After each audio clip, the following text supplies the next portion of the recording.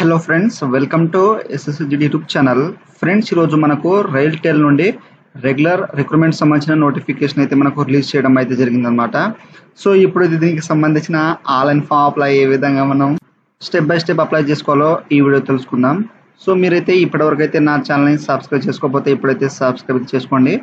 So ఇప్పుడు మనం వీడియోలో వెళ్ళిపోయే ముందు దీనికి సంబంధించిన అఫీషియల్ నోటిఫికేషన్ చూసుకోవచ్చు. ఇక్కడ RailTel corporation of India limited సంబంధించింది. సో ఇది వచ్చేసి మనకు ఇక్కడ regular recruitment technical and marketing and finance department సంబంధించిన మాట. సో మనకు ఇక్కడ రైల్టెల్ కార్పొరేషన్లో వస్తుందన్నమాట. సో ఇక్కడైతే మీకు సంబంధించిన డీటెయిల్స్ అయితే వాళ్ళు ఇచ్చారు. సో ఇక్కడ వచ్చేసి మనకు నేమ్ ఆఫ్ పోస్ట్ వచ్చేసి అసిస్టెంట్ మేనేజర్ టెక్నికల్, తర్వాత ఇక్కడ మనకు రిజర్వేషన్ వైజ్ అయితే ఇచ్చారు. తర్వాత నెక్స్ట్ వచ్చేసి డిప్యూటీ మేనేజర్ టెక్నికల్ నెట్వర్క్ని, తర్వాత డిప్యూటీ మేనేజర్ టెక్నికల్ ఇక్కడ సిలింగ్ అని, తర్వాత మార్కెటింగ్ సంబంధించిన అసిస్టెంట్ మేనేజర్, తర్వాత అసిస్టెంట్ మేనేజర్ ఫైనాన్స్, ఈ విధంగా కేటగిరీ వైజ్ అయితే మనకు పోస్టుల వివరాలు అయితే ఇచ్చారు. ఆ తర్వాత ఇక్కడ వచ్చేసి మనకు పోస్ట్ వైజ్ అనేది మనకు ఇక్కడైతే ఏజ్ లిమిట్, తర్వాత మ్యాండేటరీ ఇక్కడైతే క్వాలిఫికేషన్, తర్వాత మనకు ఎక్స్పీరియన్స్ అయితే ఇచ్చారు. కొన్ని పోస్టులకు అయితే ఎక్స్పీరియన్స్ అయితే ఇచ్చారు, కొన్ని పోస్టులకు అయితే ఎక్స్పీరియన్స్ అయితే ఇవ్వలేదు. సో ఇక్కడైతే మనకు సంబంధించిన అసిస్టెంట్ మేనేజర్ వచ్చేసి ఇక్కడైతే ఏజ్, తర్వాత ఇక్కడ క్వాలిఫికేషన్, ఎక్స్పీరియన్స్ చూసుకోండి. తర్వాత మేనేజర్ ఫైనాన్స్ సంబంధించిన ఇక్కడైతే ఎక్స్పీరియన్స్, క్వాలిఫికేషన్, ఏజ్ లిమిట్ అయితే చూసుకోండి. సో మీరైతే ఏదైతే మీరు కంప్లీట్ అయితే చేశారో సో మీకు సంబంధించిన క్వాలిఫికేషన్ అన్ని చూసుకొని మీరు అప్లై అయితే చేసుకోండి. సో ఇప్పుడైతే మనం రైల్టెల్ సంబంధించిన ఆన్లైన్ ఫామ్ అప్లై ఏ విధంగా మనం స్టెప్ బై స్టెప్ అప్లై చేసుకోవాలో ఈ వీడియో అయితే మనం పూర్తిగా అయితే తెలుసుకుందాం.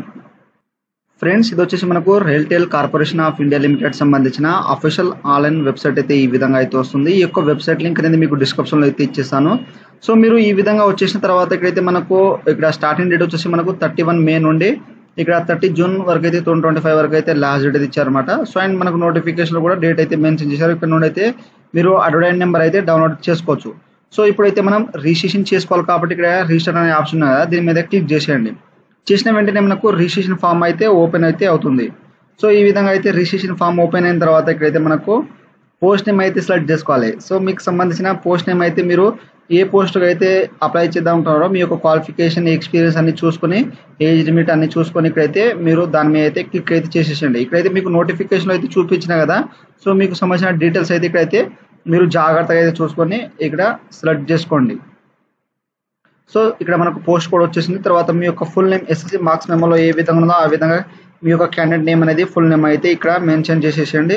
తర్వాత మీ యొక్క mobile number, confirm mobile number ఇచ్చేసేయండి. తర్వాత మీ యొక్క ఈమెయిల్ ఐడి, తర్వాత కన్ఫర్మ్ ఈమెయిల్ ఐడి ఇచ్చేసి జనరేట్ ఓటీపీ మీద క్లిక్ చేస్తే మనకు క్యాప్చర్ అవుతుంది. క్యాప్చర్ మనం ఎంటర్ చేసిన తర్వాత ఓటీపీ వస్తుంది. ఆ యొక్క ఓటీపీ అనేది మీరు సబ్మిట్ చేసిన తర్వాత ఇక్కడ మనకు వెరిఫై అయితే చేయమంటుంది అనమాట. సో మీరు వెరిఫై చేసిన తర్వాత ఇక్కడ అగ్రి అయితే చేసిన తర్వాత మనకు ఇక్కడ క్యాప్చర్ చేసేసి రీవెరిఫై మీద అయితే క్లిక్ అయితే చేసేసేయండి.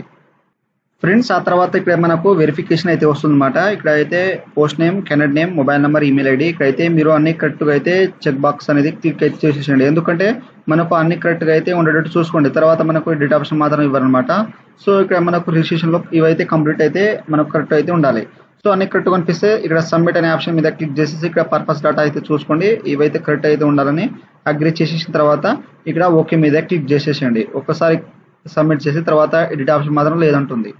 సో ఈ విధంగా అయితే మనకు రిజిస్ట్రేషన్ కంప్లీట్ అయిపోయిన తర్వాత ఇక్కడ మనకు రిజిస్ట్రేషన్ నెంబర్ అయితే వచ్చేస్తుంది. సో ఇక్కడ మీరు నోట్ లేదా మీ యొక్క ఈమెయిల్ ఐడికి లేదా మొబైల్ నెంబర్ అనేది వాళ్ళు సెండ్ చేయడం జరుగుతుంది. పాస్వర్డ్ అండ్ మనకు సంబంధించిన రిజిస్ట్రేషన్ నెంబర్ అనమాట. సో ఇక్కడ వచ్చేసి మనకు సంబంధించిన డీటెయిల్స్ అయితే ఇక్కడైతే అవపడుతూ ఉంటాయి.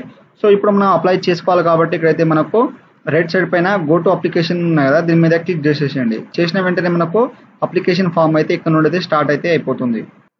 సో నెక్స్ట్ అయితే ఈ విధంగా మనకు పర్సనల్ డీటెయిల్స్ అయితే వచ్చేస్తుంది. ఇక్కడైతే మన యొక్క జెండర్ అయితే సెలెక్ట్ చేసుకోవాలి. మేల్ ఫీమేల్ అయితే ఇచ్చేసేసండి. తర్వాత మీ యొక్క డేట్ ఆఫ్ బర్త్ ఇక్కడైతే ఇయర్ సెలెక్ట్ చేసుకోండి, మీకు సంబంధించిన మంత్, తర్వాత ఇక్కడ డేట్ అయితే సెలెక్ట్ చేసుకోండి. ఆ తర్వాత ఇక్కడ వచ్చేసి సిటిజన్ ఆఫ్ ఇండియా సెలెక్ట్ చేసుకోండి.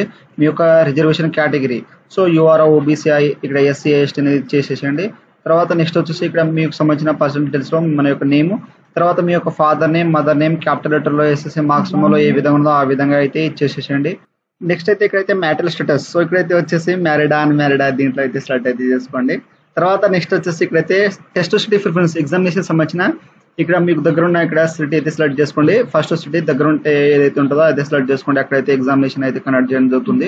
తర్వాత థర్డ్ సిటీ కానీ, తర్వాత ఫోర్త్ సిటీ కానీ ఈ విధంగా సెలెక్ట్ అయితే చేసుకోండి జాగ్రత్తగా. సెలెక్ట్ చేసుకున్న తర్వాత ఇక్కడైతే మనకు రీజియన్ ప్రిఫరెన్స్ అయితే ఇవ్వాలి. సో మీకు సంబంధించిన రీజియన్ ఏది ఉంటుందో సౌత్ రీజియన్, వెస్టర్న్ రీజియన్ అనేది దీంట్లో అయితే సెలెక్ట్ అయితే చేసుకోండి. ఆ తర్వాత నెక్స్ట్ వచ్చేసి ఇక్కడ మీరు పీడబ్ల్యూడీ క్యాండిడేట్ ఉంటే ఇక్కడైతే 40% ఎబో ఉంటే ఎస్ అయితే చేయండి, లేకపోతే నో అయితే చేసేసండి. మీరు పీడబ్ల్యూడీ క్యాండిడేట్ కాకపోతే. తర్వాత ఎక్స్ మ్యాన్ ఉంటే ఇక్కడ ఎస్ అండి, లేకపోతే నో అయితే చేసేసండి. తర్వాత ఇక్కడ డిపార్ట్మెంట్ క్యాండిడేట్ మీరు ఇక్కడ రైల్టేల్లో మీరు వర్కింగ్ చేస్తున్నారు అంటే ఇక్కడ ఎస్ అండి, లేకపోతే నో చేసేసండి. తర్వాత ఇక్కడ do you have total 3 years work experience రిటైల్లో ఉంటే ఇక్కడైతే ఎస్ అయితే చేసేసండి. సో చేస్తే మీకు సంబంధించిన డీటెయిల్స్ అయితే తర్వాత అయితే ఇవ్వాలి, లేకపోతే నో అయితే చేసేసి సేవ్ అండ్ నెక్స్ట్ మీద అయితే క్లిక్ అయితే చేసేసేయండి. ఆ తర్వాత ఇక్కడ వచ్చేసి మనకు కరెస్పాండ్ అడ్రస్ అయితే ఇచ్చేస్తుంది. ఇక్కడైతే మీ యొక్క అడ్రస్ లైన్ 1 అయితే చేసేసేయండి. తర్వాత నెక్స్ట్ వచ్చేసి మీ యొక్క ఊరి పేరు, మండల్ నేమ్, డిస్ట్రిక్ట్ నేమ్ అనేది ఇక్కడ జాగ్రత్తగా మెన్షన్ చేసేయండి. తర్వాత మీ యొక్క సంబంధించిన కంట్రీ ఇండియా అయితే సెలెక్ట్ చేసుకోండి. తర్వాత మీ యొక్క స్టేట్ ఏదై ఉంటుందో మీ యొక్క సంబంధించిన స్టేట్ అయితే సెలెక్ట్ చేసుకోండి. ఆ తర్వాత మీ యొక్క డిస్ట్రిక్ట్ అయితే వస్తుంది, మీకు సంబంధించిన డిస్ట్రిక్ట్ సెలెక్ట్ చేసుకోండి. తర్వాత మీ యొక్క డిస్ట్రిక్ట్ పిన్ కోడ్ అనేది ఇక్కడైతే మెన్షన్ చేసేసండి జాగ్రత్తగా. తర్వాత మీకు permanent address and correspond address same ఉంటే ఇక్కడైతే ఎస్ అండి చేస్తే మీకు సంబంధించిన డీటెయిల్స్ అయితే మనకు ఆటోమేటిక్గా ఫిల్అప్ అయితే అయిపోతుంది. ఒకవేళ వేరే పర్మనెంట్ అడ్రస్ వేరే ఉంటే ఇక్కడ వేరే డీటెయిల్స్ అయితే ఇచ్చేసి సేవ్ అండ్ నెక్స్ట్ మీద అయితే క్లిక్ అయితే చేసిన తర్వాత మనకు సేవ్ అనేది అయిపోతుంది. ఆ తర్వాత అయిపోగానే మనకు ఇక్కడ క్వాలిఫికేషన్ అండ్ వర్క్ ఎక్స్పీరియన్స్ అయితే వస్తుందన్నమాట. సో ఇక్కడ 10th క్లాస్ సంబంధించిన బోర్డ్ నేమ్ అయితే ఇచ్చేసండి, మీకు సంబంధించిన 10th బోర్డ్ నేమ్ అనేది ఇచ్చేసేయండి. తర్వాత పాసింగ్ ఇయర్ ఎప్పుడైతే పాస్ అవుట్ అయ్యారో ఆ యొక్క ఇయర్ మంత్ ఇచ్చేసేయండి. తర్వాత స్కూల్ నేమ్ ఇచ్చేసేయండి. సో ఇచ్చేసిన తర్వాత ఇక్కడైతే మీ యొక్క 10th క్లాస్ సంబంధించిన సబ్జెక్ట్ ఎన్ని ఉంటాయో అన్ని సబ్జెక్ట్ నేమ్ ఇచ్చేసేయండి. తర్వాత సిజిపిఐ ఇక్కడ పర్సెంటేజ్ ఉంటే పర్సెంటేజ్ మీద క్లిక్ చేసేసి మీకు అప్టెన్ మార్క్స్ ఎన్ని వచ్చినాయో అన్ని అప్టెన్ మార్క్స్ ఇచ్చేసేయండి. తర్వాత maximum marks, out of marks అనేది ఇక్కడ మెన్షన్ చేసేసేయండి. తర్వాత పర్సెంటేజ్ వచ్చేసింది. ఒకేలా మీకు సిజిపిఐ ఉంటే ఇక్కడ సిజిపిఐ మీద క్లిక్ చేసేసి మీకు సంబంధించిన ఇక్కడైతే అప్టెన్ సిజిపిఐ మీకు ఎన్ని సిజిపిఐ అనేది ఇచ్చిందో ఆ యొక్క సిజిపిఐ, తర్వాత ఇక్కడ టోటల్ సిజిపిఐ అనేది ఇక్కడ మీరు జాగ్రత్తగా అనేది సెలెక్ట్ అయితే చేసుకోవాలి. సో ఇక్కడ మీరు జాగ్రత్తగా అయితే ఇచ్చేసి టోటల్ సిజిపిఐ అనేది ఇక్కడ మెన్షన్ చేసేయండి అండ్ క్యాలిక్యులేట్ అయితే డైరెక్ట్గా సిజిపిఐ అనేది క్యాలిక్యులేట్ చేసేసి ఇచ్చేసేయండి. ఒకవేళ మీకు పర్సెంటేజ్ ఉంటే పర్సెంటేజ్ అయితే మీరు డైరెక్ట్గా అయితే ఇచ్చేయచ్చు. ఆ తర్వాత ఇక్కడ ఇంటర్మీడియట్ డీటెయిల్స్ ఉంటే మీకు సంబంధించిన intermediate board name, passing year, ఇక్కడ ఇన్స్టిట్యూట్ నేమ్, సబ్జెక్టు, తర్వాత ఇక్కడ పర్సెంటేజ్ సిజిపిఐ ఇచ్చేసండి. Obtained marks, maximum marks, CGPI ఉంటే సిజిపిఐ ఇచ్చేసండి. తర్వాత ఇక్కడ డిప్లొమా హోల్డర్ ఉంటే మీకు సంబంధించిన డిప్లొమా ఇక్కడ ఇచ్చేసేయండి.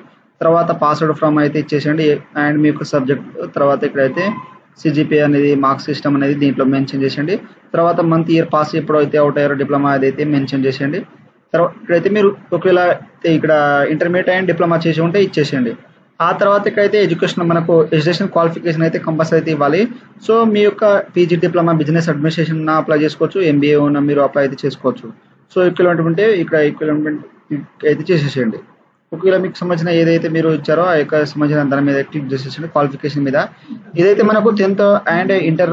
సో మీకైతే చెప్తాను 10th చదివిన, తర్వాత ఇంటర్మీడియట్ చదివిన, డిప్లొమా చదివిన క్వాలిఫికేషన్ ఇచ్చేసేయండి. ఒకవేళ మీరు 10th ఇక్కడ ఇంటర్, తర్వాత ఇక్కడ మీకు సంబంధించిన పీజీ డిప్లొమా డైరెక్ట్ అనేది ఇక్కడ మనకు మ్యాండేటరీ అయితే అడుగుతుంది. తర్వాత ఇన్స్టిట్యూట్ నేమ్, యూనివర్సిటీ నేమ్ ఇచ్చేసండి. స్పెషలైజేషన్ వచ్చేసి సో మీరు మార్కెటింగ్, టెలికమ్యూనికేషన్, ఐటీ అనేది దీంట్లో అయితే మెన్షన్ చేసేసండి.